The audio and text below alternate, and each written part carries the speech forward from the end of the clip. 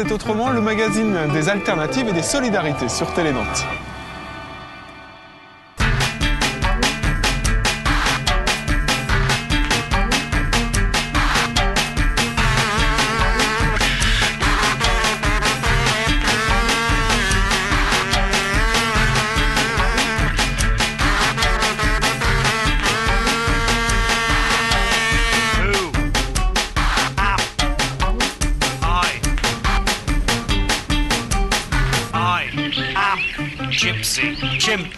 Le prix de l'essence baisse depuis la rentrée, c'est vrai, mais il reste élevé.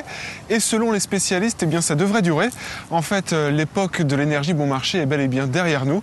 Alors, dans ce numéro d'Autrement, on a choisi de voir comment les entreprises de la région s'adaptent à cette nouvelle donne. Au sommaire de ce numéro, 2 secteurs particulièrement touchés par la hausse des prix du carburant. La pêche, tout d'abord, et les chalutiers du futur navigueront peut-être à l'hydrogène. C'est une piste, en tout cas. Le transport, ensuite. Dans ce secteur, on va voir que les solutions durables sont encore lointaines. On verra aussi que d'autres sociétés forment leurs chauffeurs-livreurs à une conduite tout en souplesse. On va voir aussi qu'on peut produire de l'électricité à base d'andouille. Une perspective pour le moins inattendue pour réduire sa facture d'énergie. Elle pleure, ma planète. Elle sent que sa fin est proche et ça la rend folle. Dites-leur qu'ils s'en foutent. Pourquoi tu pleures? Pourquoi tu La terre en aura le bonheur pour c'est tout. Aujourd'hui j'ai de la chance, je suis encore là. Je vais pouvoir voir le ciel encore une fois. Des chalutiers qui naviguent à l'hydrogène, ce n'est pas de la science-fiction, mais une piste de recherche tout à fait sérieuse. Le comité régional des pêches et le pôle d'innovation nantais y travaillent. Les explications dans ce sujet d'Éric Aigron.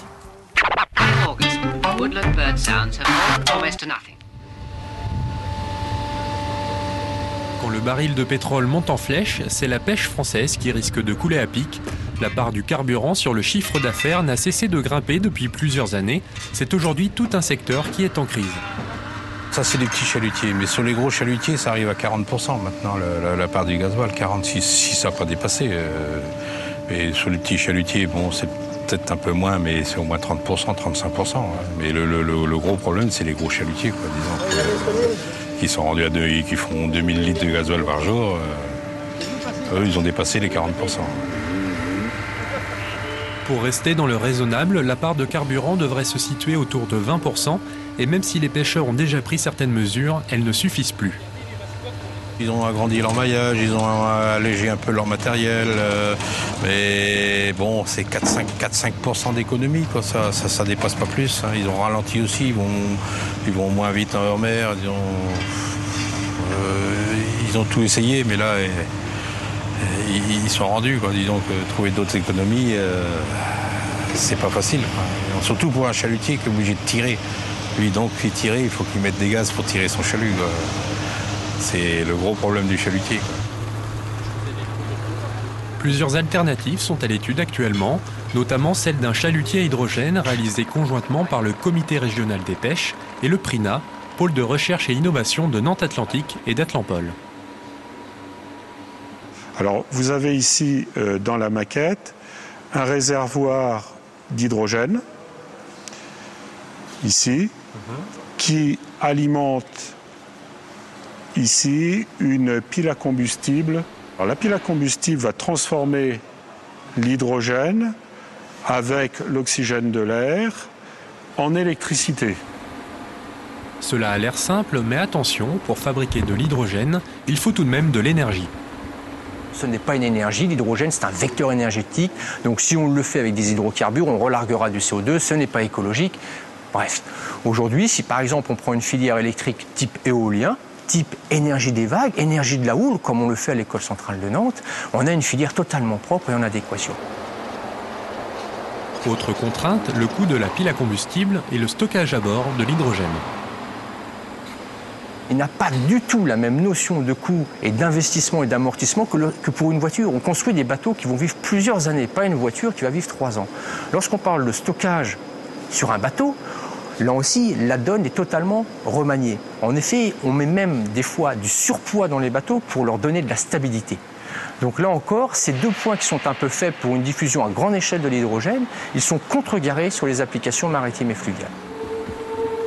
Des professionnels motivés, un architecte pour la conception, un chantier pour la construction, tout est réuni pour mener à bien ce projet. Manque plus que la volonté politique déterminante pour débloquer les financements. On se laisse 1 an pour aller dans le plan de détail et ensuite 1 année pour le construire. Et on espère bien qu'à l'aube de 2009, de l'année 2009 et encore dans l'année fin d'année 2009 et début 2010, avoir la mise en construction du bateau et le voir en opération dans le courant 2010.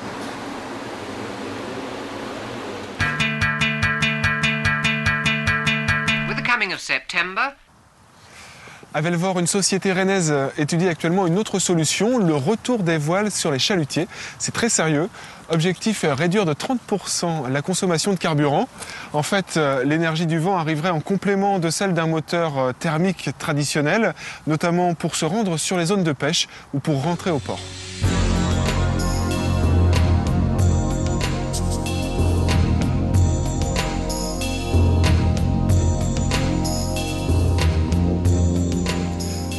Pour nous accompagner dans cette émission maintenant, Philippe Vincent de l'ADEME, bonjour. Bonjour. L'ADEME Pays de la Loire.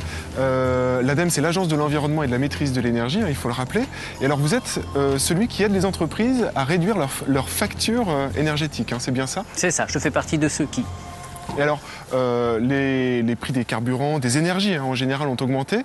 Quelles sont les entreprises les plus touchées aujourd'hui par cette nouvelle donne, quoi? Évidemment, celles qui consomment beaucoup de carburant, consomment beaucoup d'énergie en général. Donc en entreprise, la consommation d'énergie, c'est surtout du chauffage.